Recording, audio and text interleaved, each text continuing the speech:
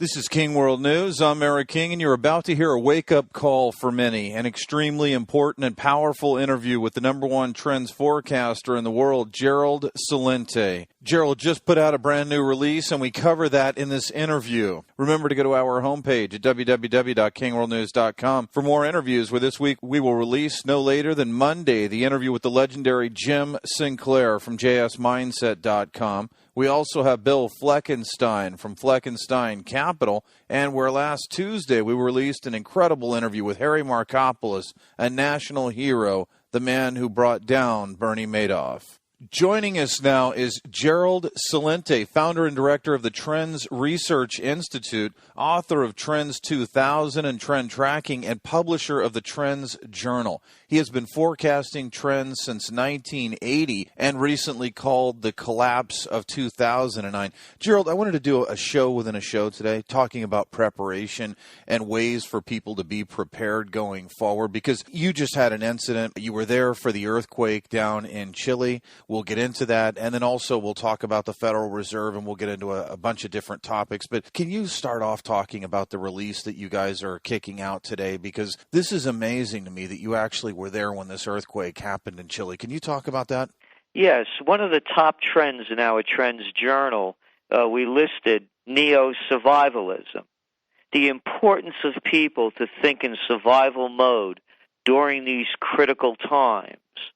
And with the Trends Journal, what we did, we provided an outline, a guide for people to consider on how to survive, whether it's an economic crisis, a physical crisis, a psychological crisis, or a crisis wrought by Mother Nature, crime, war, whatever it might be, steps to take, measures to consider. Well, on a fact-finding trip that took us to Argentina, Uruguay, and Santiago, we put those survival strategies into place.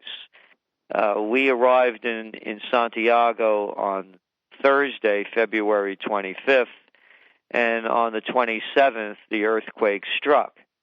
And there were a number of things that were very important to understand as this started to happen. Number one, just by a fluke, every time I go into a new city, I always go on one of these city tours. And I wanted just to get a layout of the place so I know where I am, get a little bit familiar with it, and then I could move from there.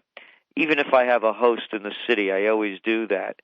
And the guide mentioned that they were building the tallest building in Santiago in Latin America, even though it was an earthquake zone, but they hadn't had an earthquake in 20 years. And she just kind of sloughed off that, well, I guess we're due for one because they happen about every 20 years. Well, less than 24 hours later, we were woken up. We were on the 14th floor of the Crown Plaza Hotel, a five-star hotel. Windows were closed. But in Santiago, the streets are loaded during the day with sleeping dogs all over the sidewalks. It's the most hysterical-looking thing you could imagine. They're just stretched out over there. But about 3 a.m., we were woken up, even at 14 floors with the windows closed, to howling dogs. In retrospect, it was a wake-up call, a harbinger of what to expect, because shortly after there was a tremor. I'm a close combat practitioner. At the first sign of the tremor, my colleague said to me, "Do you feel that?" I said, "Yeah, I'm out of here." And I just put on my pants, put on my shoes, and as I went for my jacket, all hell broke loose. The TV went flying from the stand. The bureau drawers started shooting out. The lamps toppled over, furniture. There was a moment when I thought I would die. I could die. It registered very clearly. But I never broke stride. And I was the first one to make it down 14 flights of stairs. The only other sound besides my buddy that was picking up my heels was a sound of somebody praying in Spanish that was a few flights above us coming down the stairs. By the time we got outside, then I'm being very brief in this, because the exit was blocked on the third floor, and then we had to find another way around. When we got out to the streets, remember this is 3:30 a.m. on Saturday night in Santiago. In the Latin countries, the people are out late at night and they're partying.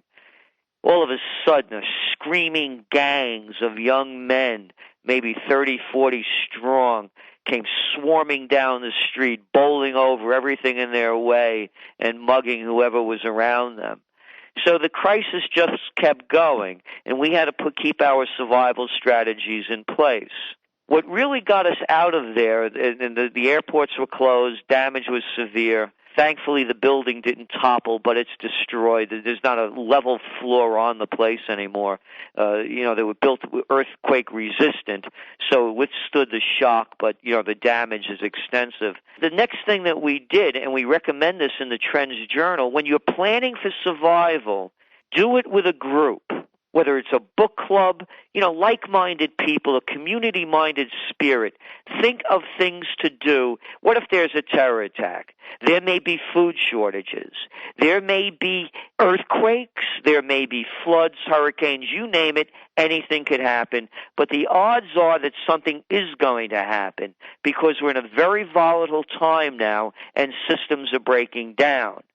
So the next thing we did was we sent out an alert to our martial arts group, attackproof.com, to our mentor and the master, John Perkins.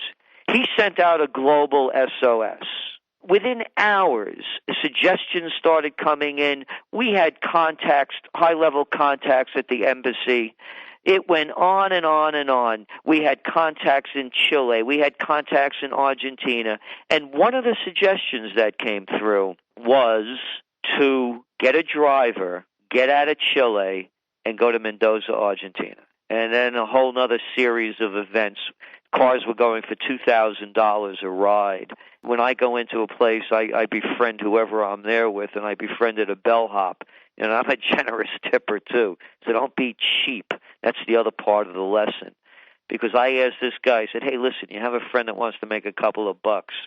So to make a very long story short, because there were many other complications, we arrived at Mendoza actually in time to fly back to Buenos Aires and make my scheduled connecting flight back to New York. So those are the messages. The messages are the motto of the Trends Research Institute. Think for yourself. When we interviewed people later on the next day, you know what people did? They stayed in their rooms. They called up the front desk to ask what to do. Other people went into their bathtubs and stood under doorways. Others waited for their tour guide operators. There are no leaders in these kind of times. You have to lead yourself. And those are the kind of times we're going into now. You have to think for yourself and you have to lead yourself. The second thing, very, very important, and that is belong to a network, like-minded people. Stay in touch. You never know what you're going to need and who can help, how it could help. And the other thing is always, always prepare for the worst. If the worst doesn't happen, great. You were prepared for it. Nothing was lost. But if the worst happens and you have no preparations, everything's lost. And in these times that are coming, that people think there's going to be an economic savior, a geopolitical messiah, somebody that's going to win wars and lead them to salvation, they better think twice. Gerald, let me get into this just a bit further with you because you and I have been through natural disasters. I went through both quakes in California. It was, I think, 6 miles away from our home in Santa Cruz was the epicenter of the earthquake. They called it the San Francisco earthquake. It sounded more glamorous. But Santa Cruz was so devastated that President Bush did a secret visit there. Many people were dead. The downtown was collapsed. Los Angeles was also a disaster when I was there. I was there also for the riots. And people don't understand, Gerald, and you do, that it's total chaos. That everything breaks down. They don't understand the danger. They don't understand the violence. And you and I are trying to warn the listeners and the people of the United States that a social breakdown is going to happen in the future, and they have to prepare themselves now. That's right.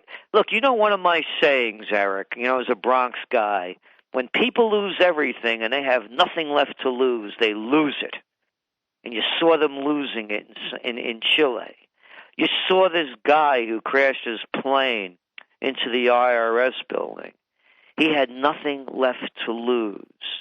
You have people and countries that the United States is involved in wars who've lost their families, they've lost their future.